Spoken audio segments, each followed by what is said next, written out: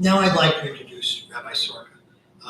Rabbi Skorka served as the rector and a professor of biblical and rabbinic literature at the Seminario Rabinico Latinoamericano in Buenos Aires for 30 years. He was also a rabbi of the Jewish community of Benei Tikva and an honorary professor of Hebrew law at the University of Salvador in Buenos Aires. In addition, Rabbi Skorka is a chemist, holds a Ph.D. in biophysics, and has published several books and articles in that scientific field. In other words, all by himself, he constitutes the university faculty. And that's pretty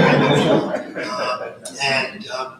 If they get tired of you in Buenos Aires, you can come here and share a number of our departments all at once, and that would be terrific. Rabbi Skorka also developed a deep friendship with the person who is now known to the world as Pope Francis. They worked together in Buenos Aires, and for many years they worked on the interfaith relationships that I think is personified by Pope Francis's ascendancy to the papacy in Rome. And so they have co-authored a book together called On Heaven and Earth, which is about interfaith dialogues. Tonight, Rabbi Skorka will discuss why interfaith dialogue is important and vital to Jews and all other religious communities in a world where we need to constantly foster and support and preserve interfaith dialogue. I can think of no other time in my life when Jews need non-Jewish allies and non-Jews, people of faith, need Jewish allies. And we all need to work together to make this a better place and to achieve the purpose of, in many ways, my faith and the purpose of Gratz College, which is Tikkun Olam, to repair the world. And so with that, I would like to welcome Rabbi Skorka.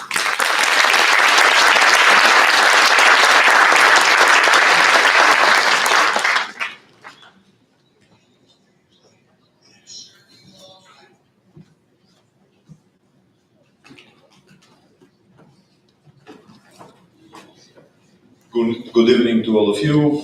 Thank you so much, Dr. Finkelman, for your introduction words. Thank you for your presence. Thanks to the family Shusterman and to the Gratz College for inviting me.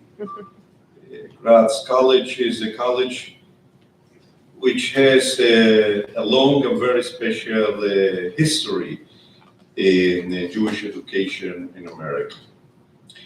Okay, let's go now to our point, to the way forward in interfaith dialogue. In order to chart the way forward with any venture or project, it is first necessary to take a look back on the journey already made for clues and suggestions about how to continue. I recall that when I began becoming involved with the interreligious dialogue in general and the Jewish-Catholic relationship in particular, my first goal was to do something to eliminate anti-Semitism or any other kind of hatred for any human being. In retrospect, I now realize that this attitude was my reaction to the images of piles and piles of corpses and skeletons, as numerous as dust molecules that were scattered throughout the Nazi camps of death and extermination. In the Jewish school I attended in my childhood, as well as in my home, the things that occurred during the Second World War were named explicitly, not indirectly or delicately mentioned using euphemisms. My family came from Poland, but not a single one of its members are still there. Out of two big families on both my mother's and father's sides. There only remain those who abandoned Poland in between the wars and a few survivors.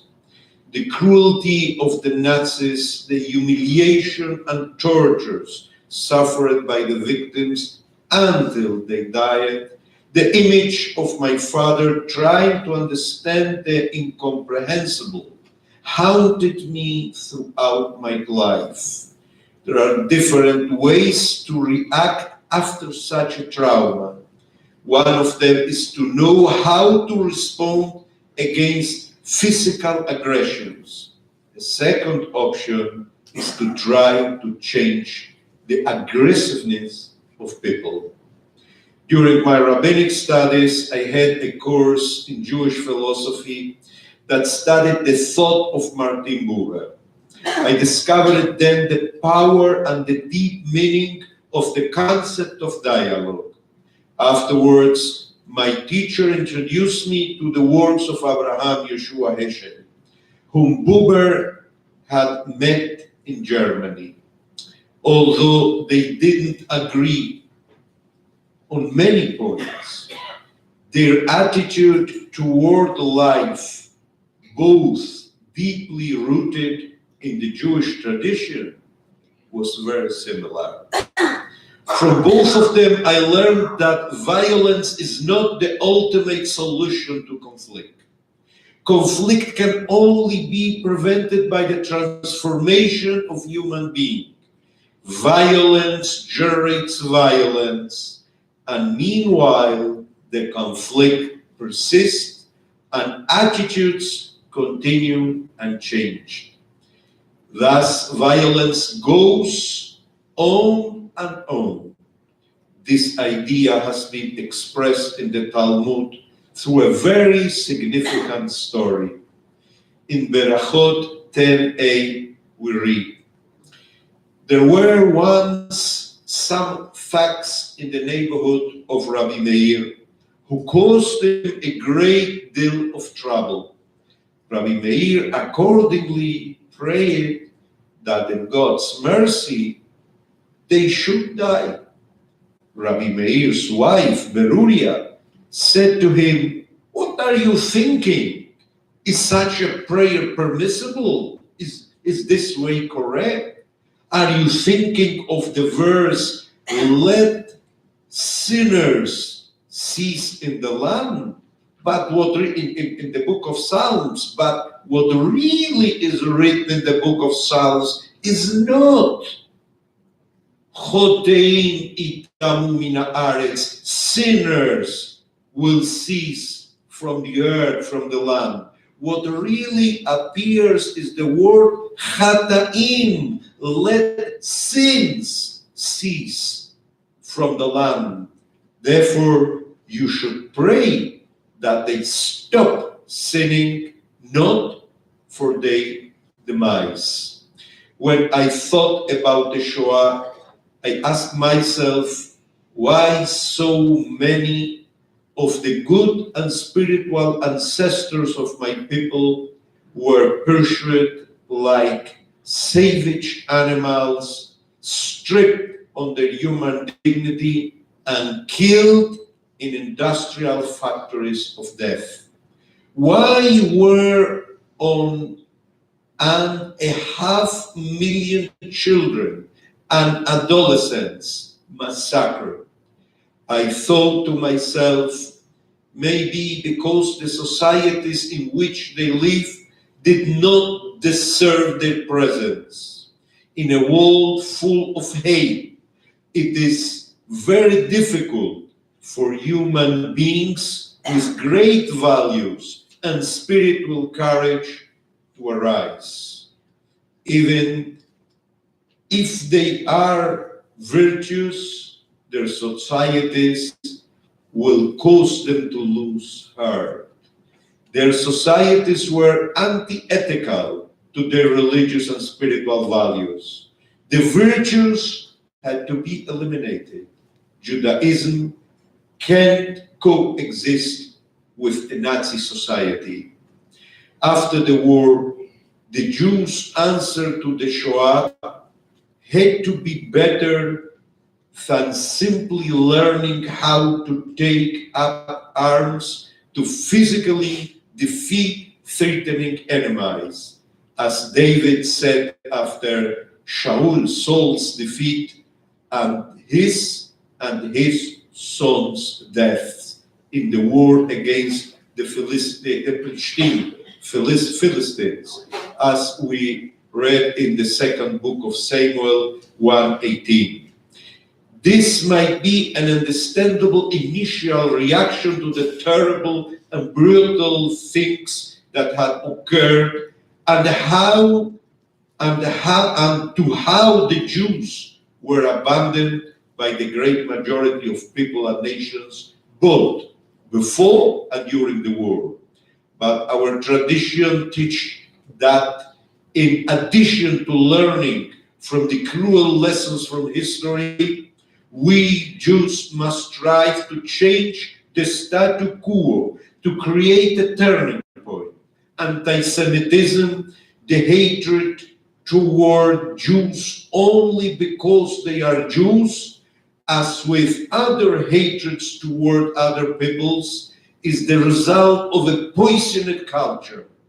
That culture must be transformed and administrated. I learned that the way to promote such conversion is through dialogue. And because the world's religions affirm the sanctity of each human being and champion the values of mercy and justice, it is the religions that must be the most effective promoters of dialogue. Abraham Joshua Heschel addressed this theme in a very deep and extraordinary essay, No Religion is an Island. In it, he discusses the question of how Jews should relate to others after the Shoah, especially to Christians. Christian teaching for centuries had portrayed the Jews as tools of the devil who killed the Son of God and became an accuser people. Undoubtedly, this set the stage for racist Nazi anti-Semitism, as Cardinal Walter Kasper has written. I am quoting him. The history of Jewish-Christian relations is complex and difficult. In addition to some better times, as when bishops took Jews under their protection against pogroms by mobs, there were dark times that have been especially impressed upon the collective Jewish consciousness. The Shoah, the state-sponsored organized murder of approximately 6 million European Jews based on primitive racial ideology, is the absolute low point in this history. The Holocaust cannot be attributed to Christianity as such, since it also had clear anti-Christian features. However, centuries-old Christian theological anti-Judaism contributed as well, encouraging a widespread antipathy for Jews, so that ideologically and racially motivated anti-Semitism could prevail in this terrible way. And resistance against the outrage, human brutality, did not achieve the breadth and clarity that one should have expected. End of the quote. There had been little or no true dialogue between Jews and Christians for many long years. What conversations occurred were verbal conflicts. Read in this light Heschel essay his extraordinary. He offered a new perspective based upon the demands of the present day and of history. At the beginning of his article, he writes, and I'm quoting him, it's an extraordinary, really article that shocked me a lot and that convinced me that this is the way that I have to work on it. I'm quoting Heschel. I speak as a member of a congregation whose founder was Abraham, and the name of my rabbi is Moses. I speak as a person who was able to the walls of the city in which I was born just 6 weeks before the disaster began. My destination was New York. It would have been Auschwitz or Treblinka. I am a brand plucked from the fire in which my people were burned to death. I am a brand plucked from the fire on the altar of Satan, on which millions of human lives were exterminated to evil's greater glory. I speak as a person who is convinced that the fate of the Jewish people and the fate of Hebrew Bible are intertwined. The recognition of our status as Jews, the legitimacy of our survival is only possible in a world in which the God of Abraham is revered. Nazism in its very roots was a rebellion against the Bible, against the God of Abraham. Realizing that it was Christianity that implanted attachment to the God of Abraham and involvement with the Hebrew Bible in the hearts of Western men, Nazism resolved that it must both exterminate the Jews and eliminate Christianity, and bring about instead a revival of Teutonic paganism. Nazism has suffered a defeat, but the process of eliminating the Bible from the consciousness of the Western world goes on. It is on the issue of saving the radiance of the Hebrew Bible in the minds of men that Jews and Christians are called upon to work together. None of us can do it alone. Both of us must realize that in our age, anti-Semitism and anti-Christianity, and that anti-Semitism is anti-Christianity, and that anti-Christianity is anti-Semitism. Man is never as open to fellowship as he is in moments of misery. Heschel, end of this part of the quotation, goes on to write, I quote him, "The religions of the world are not more self-sufficient, no more independent, no more isolated than individuals or nations. Energies, experience, and ideas that come to life outside the boundaries of a particular religion or all religions continue to challenge and to affect every religion. Horizons are wider, dangers are greater. No religion is an island. We are all involved with one another." End of this quote. Heschel understood that a new human reality must be built if humanity wants to avoid future disasters that the Second World War. The only certain way to avoid new Holocaust is not to put our trust in weapons and violence, but to rely instead on spiritual and ethical resources. Heschel's essay, "No Religion is an Island," which was Heschel's inaugural lesson as the Harry Emerson Fosdick visiting professor at the Union Theological Seminary, had an extraordinary impact on my people. Books, articles, conferences, and studies were devoted to it, and it inspired me as well to become committed to Interfaith Dialogue. In Argentina, some opportunities for Interfaith Dialogue were developed by certain individuals in the 1950s. Several years before Nostra Aetate, a kaleidoscope of Argentinian priests, rabbis, and lay people began many interpersonal dialogues that produced sincere friendships. All kinds of activities were developed, even a television program named Mesa de Credos, the Table of Creeds. Priests and ministers from different Christian denominations sat around the table together with rabbis, and a moderator led them in a discussion of various topics together. Certain Catholic preachers in Argentina in the 50s still delivered anti-Semitic and hateful sermons. However, during the 70s, the spirit of Nostra Aetate gave great energy to institutions that promoted dialogue, including to some bishops who collaborated with great devotion and courage to establish solid ties with the Jewish neighbors. In the Seminario Rabinico Latinoamericano, the Rabbinical Latin American Seminary, as well as in the Lamrot HaKol, my first congregation, and Benei Tikva congregation, my second, and for 42 years congregation, in which I served as a rabbi.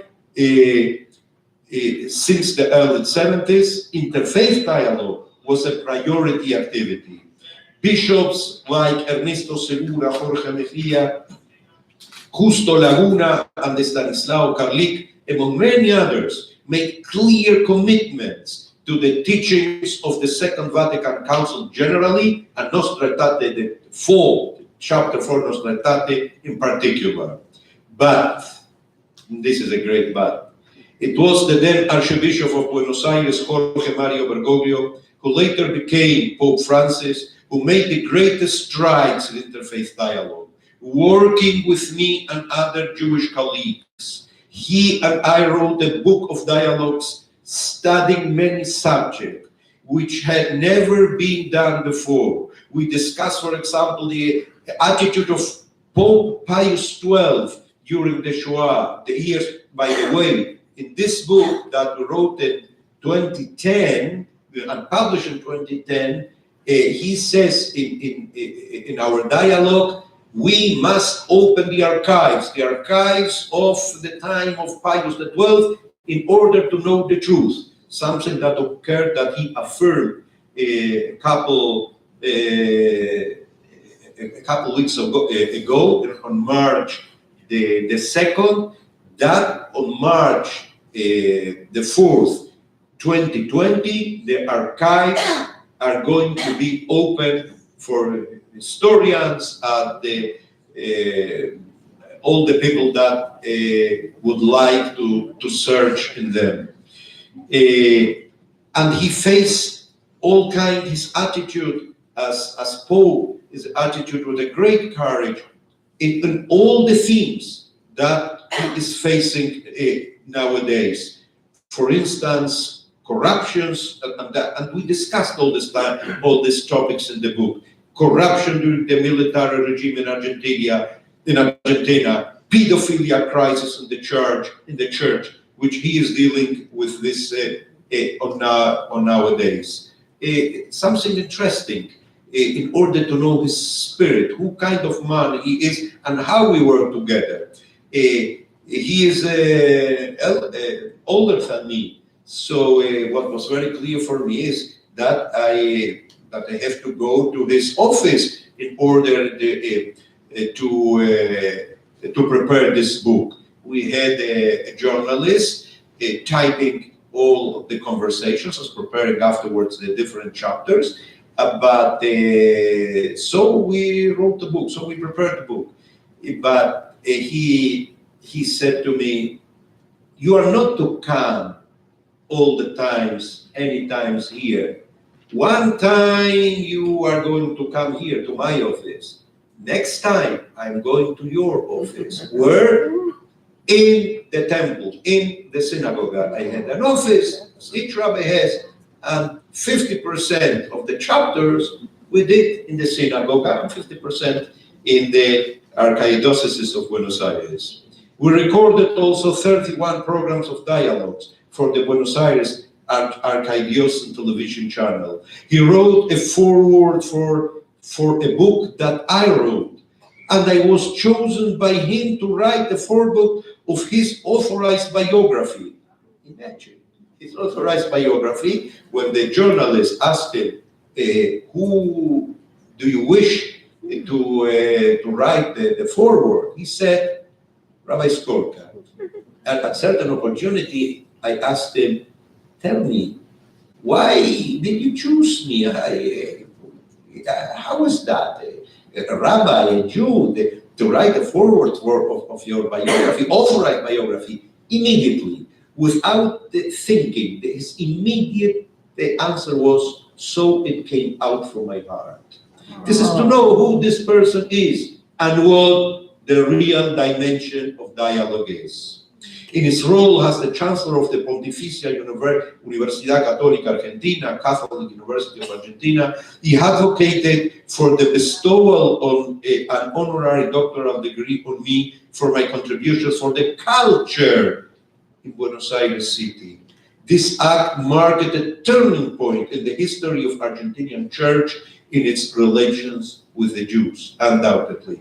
Now that he is the Pope, we continue to work together. I was part of the Vatican delegation that accompanied the Holy Father in his visit to the Holy Land, and I assisted in arranging the ceremony at which an olive tree of peace was planted in the Vatican gardens by the late president of Israel, Shimon Peres, and the president of Palestine. In other words, walking the path of dialogue together as Jews and Christians has already begun. My friend Francis has called it our journey of friendship. Recently, Orthodox Jews who were hesitant to participate in an active and dynamic way in interreligious dialogue have become more involved. Different groups of Orthodox rabbis and rabbinical associations have produced meaningful declarations such as to do the will of our Father in heaven.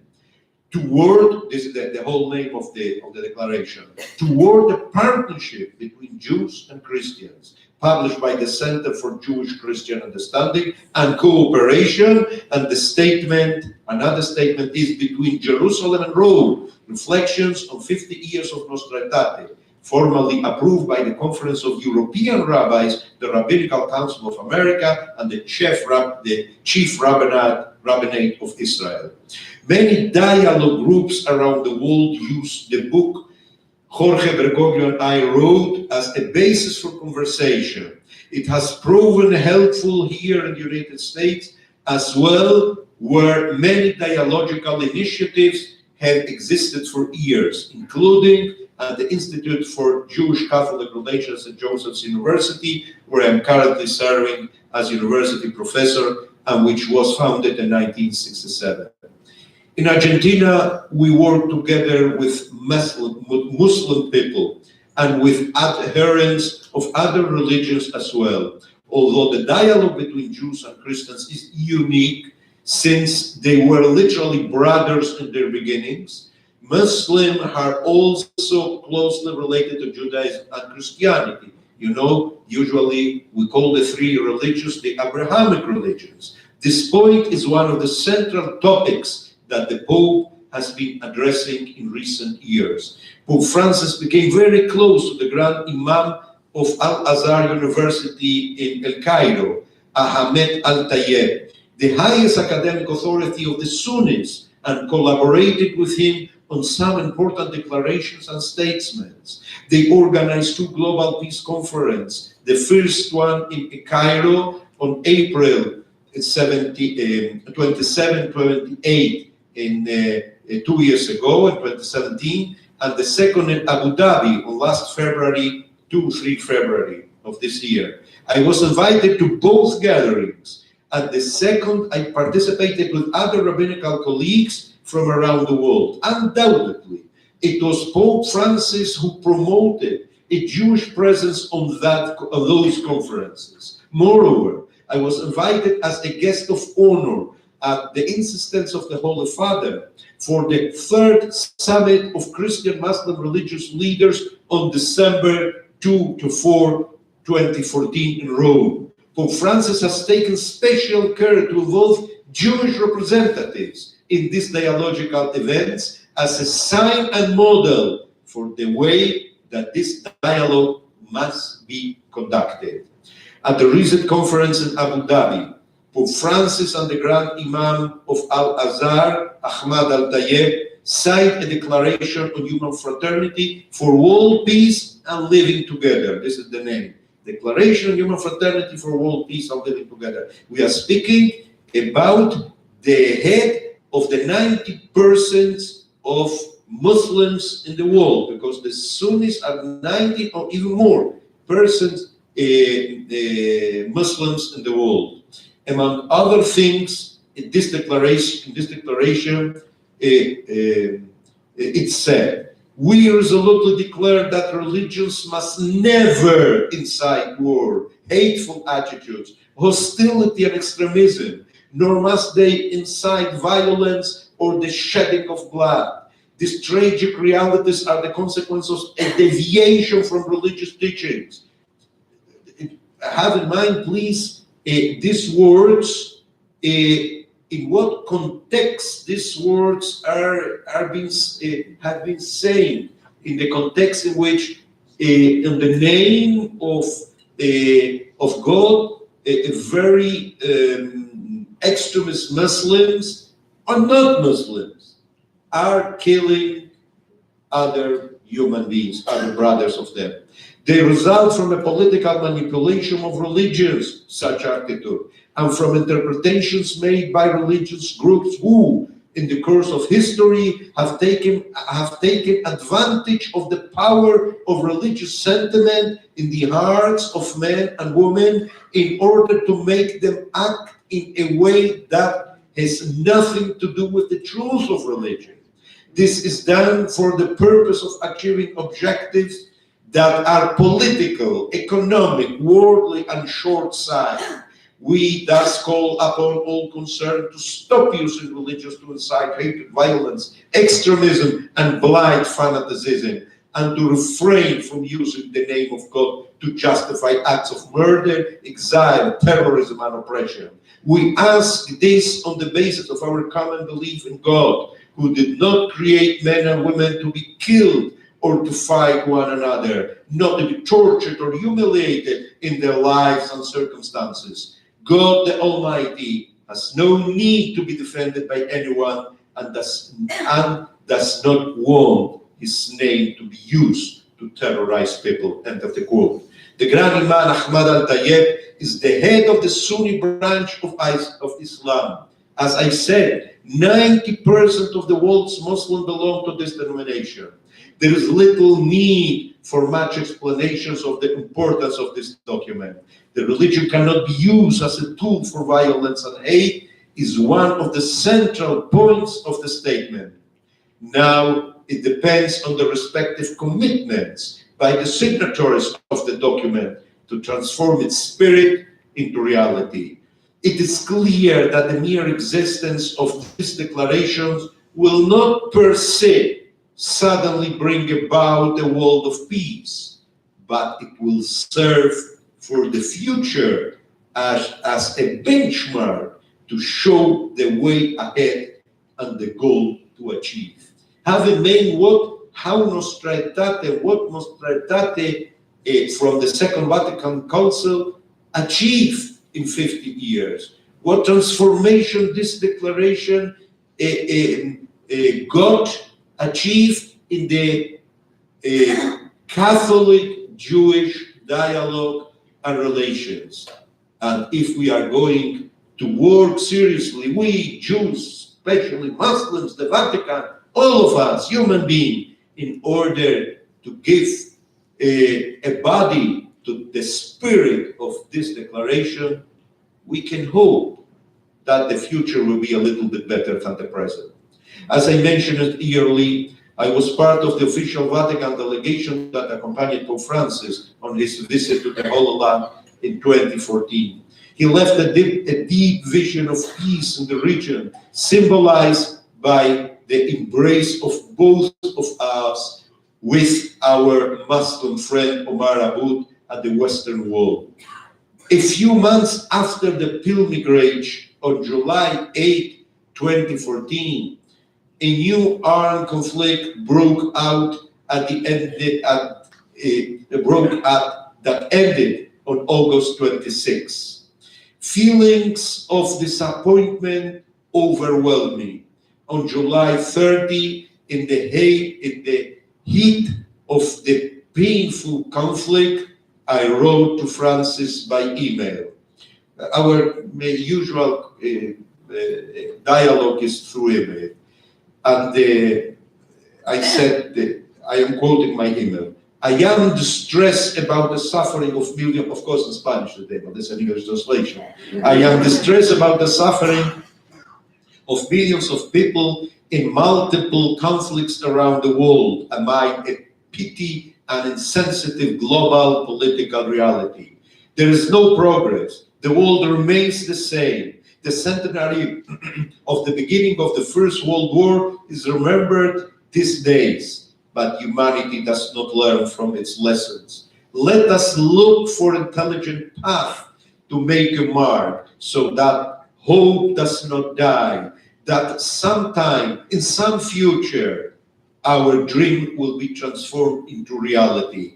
In many media, including the Vatican Insider, I have responded to the question of whether we have failed in our efforts. My answer was always, on the contrary, in these critical moments, the importance of the dialogue that we have nurtured becomes even clearer. His email reply to me on August the 4th was, I'm quoting, "Thank you very much," so he wrote to me, "for your note. I agree about the critical moments that I referred to in my email that we are living in. Only unfailing prayer and trust in the Lord will suffice. The seed of peace, once sown, will not be destroyed.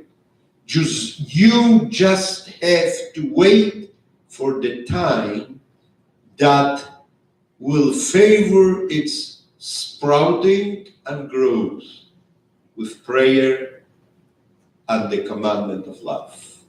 End of his words. This is the way that Francis proposes the Interfaith Dialogue, to work together in order to transmit a clear, mature and balanced message of peace in the midst of the cacophony of hate and destruction that assault people day after day. Just this past March 4, and I referred to this a couple minutes ago, Francis announced in 1 year the archives of the papacy of Pius XII will be opened for research and analysis. With this action, he fulfills his words in a dialogue we had in 2010 that was included in the book we published together entitled On Heaven and Earth. I expressed to him my doubts about Pius XII and his attitude of silence during the Shoah. His answer was, "We must search and know the truth. The way forward in the dialogue must have the truth as one of its central pillars."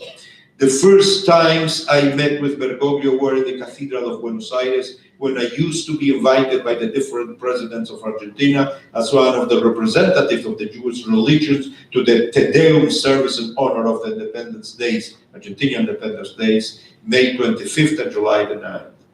In his homilies on those ceremonies, he used to criticize harshly the negative aspects of Argentinian society. The president of the nation and the members of the cabinet, as well as many members of the government, judge for the Supreme Court, and others heard his demands for social justice, equity, and mercy.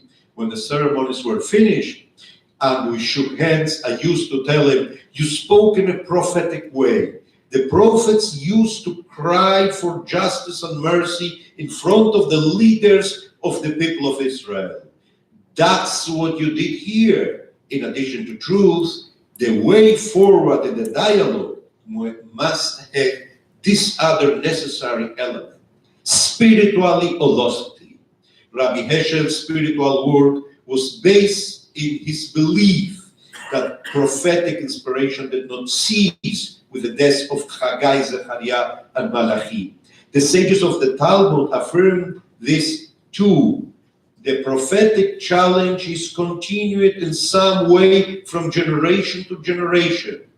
One of Heschel's posthumous books is titled Prophetic Inspiration After the Prophets. In it are 2 articles in Hebrew that he had published in 1945 and 1950 and are now translated into English.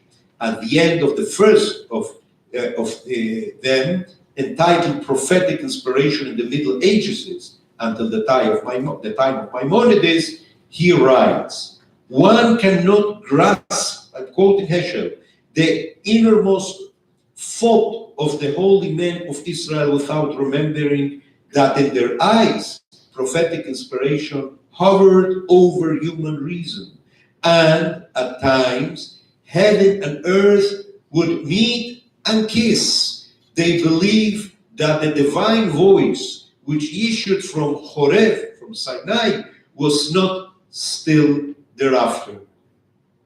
These commandments, he's quoting now a verse from Deuteronomy, these commandments the Lord spoke in a great voice to your whole assembly on the mountain, out of the fire, the cloud, and the thick mist.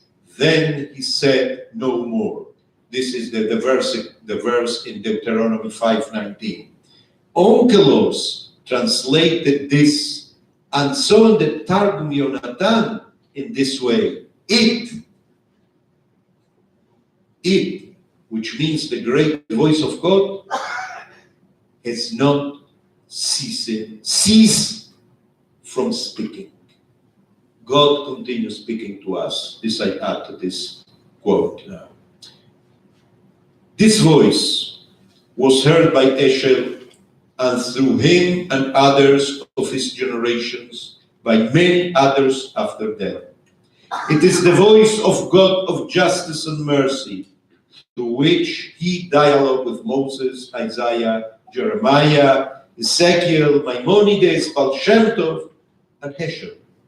The voice that seeks to dialogue with us also intends for us to dialogue with each other.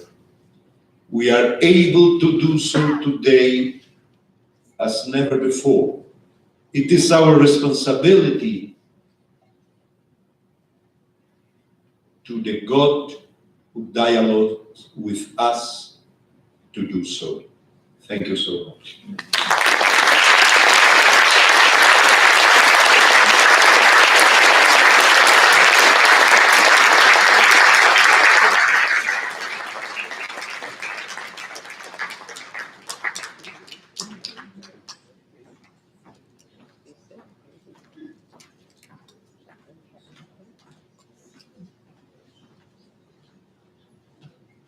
Thank you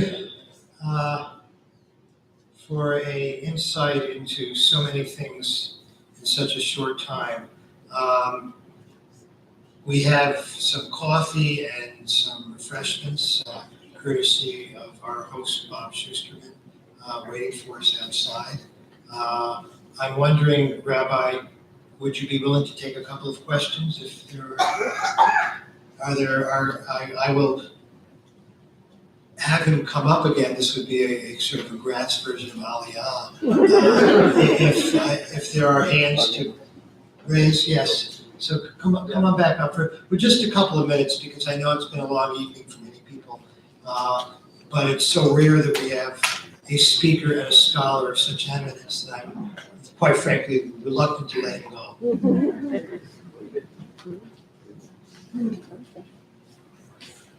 Rabbi, are there any specific programs or activities that interfaith groups can use to counter the rapidly increasing role of nationalism, particularly white nationalism, that leads to an increase in anti-Semitism?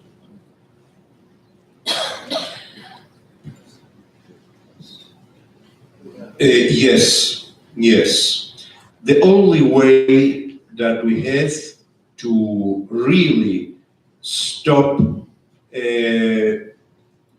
anti-Semitism throughout the world, the rising of left movements, danger movements, especially in Europe, is to fight, I would say, to fight with our voices. And if you follow Pope Francis' attitudes and words, anytime that there is an anti-Semitic expression in the world, on any time that actions of hate occurred throughout the world, his voice clearly condemns those acts, and not only his voice. On certain opportunity we had during his papacy, of course, a danger anti-Semitic expression from the government in Argentina. And he responded to me personally in an extraordinary way, with an absolute commitment, putting in my hands an official document in order to use that on behalf of him in the case that what was a projection for a further anti-Semitic attitude would prosper. He gave in my hands a document. And the problem is that we need more and more leaders with the real commitment with these values. One person can make a lot. He is doing a lot. But we need more persons with spiritual courage and moral attitude. Rabbi. So I'm very happy. Let us make ladies first. Okay, so I'm happy to hear about the dialogue, and it's really a wonderful, wonderful way to progress. My question has to do a little bit with trickle-down effect. How is what is being dialogued in the arena of togetherness, friendship, peace, coming down to the people in the street? I think what you're doing now is to the side of the takers. The takers are ready to take.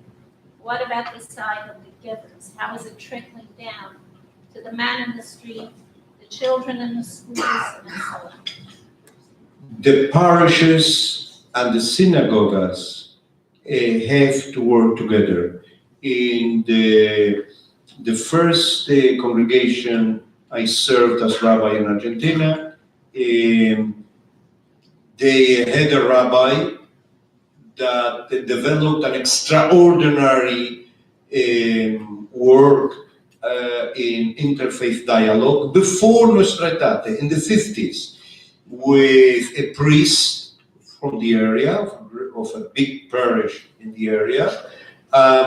Both of them work together not only as individuals, but as leaders. And they organize activities, inviting people to share, inviting the people of the parish to come and to see what the Kabbalat Shabbat is, and what is a Jewish prayer means. And I remember when I began serving there as a rabbi that it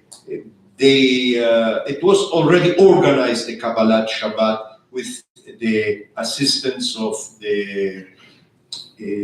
with the presence of the priest, and of course with a lot of people of the neighborhood.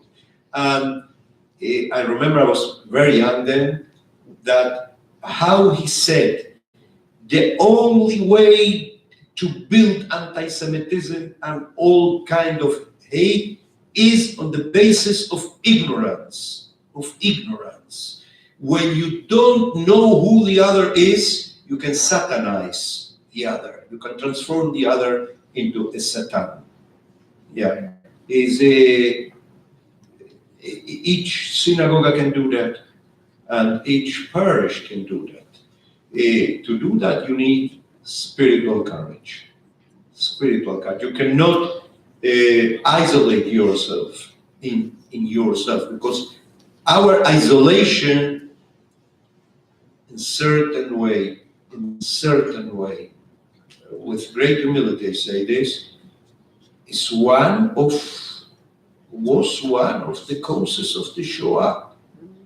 We tried to share our identities in Germany, for instance, in Austria, in France, and we were rejected.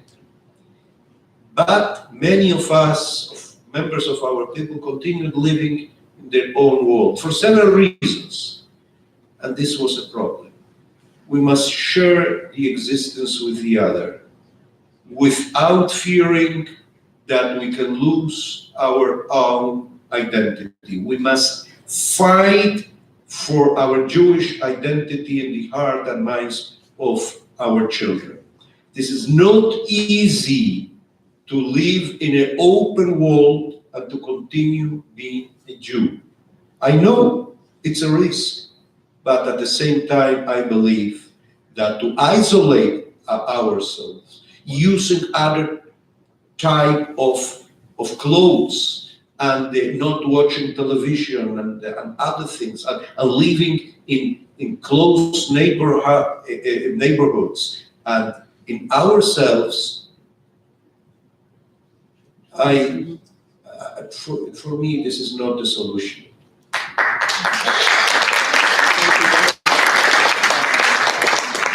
Yeah, let us do a last question. Yeah. Rabbi, you spoke largely, from what I gathered from your experience, with the Catholic community. But I raise a question with respect to another group that's raising its head, who has part of its own faith, principal faith, of forceful conversion or death to infidels. And I'm talking about Islam. What is your response to how you deal as a Jew with Islam?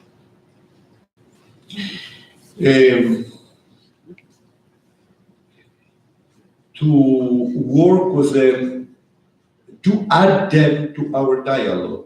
This is the way that Pope Francis is doing. He is working with a very important Muslim leader, and he got very important achievements, and we must continue in this way. We are sharing this planet, and the only way that the only real gun that we have in our hands is the word. Not in all occasions. We must have, of course, that one of the responsibilities, as they express that, of Medinat Israel, of the State of Israel, is to be a shelter for Jews throughout the world and against anti-Semitism, and to assure a material defense of our Jewish condition. No more Auschwitz in the future of our lives, of our children's life. No more Treblinkas. But at the same time, honoring our heritage, we must fight for the persistence and establishment of the value of the word. God speaks to us through words, and He gave us the capability to develop languages. So we have to work in order to get, as appears in the book of the prophet Zephaniah, Safa Brura, a clear language, a language of peace. Thank you.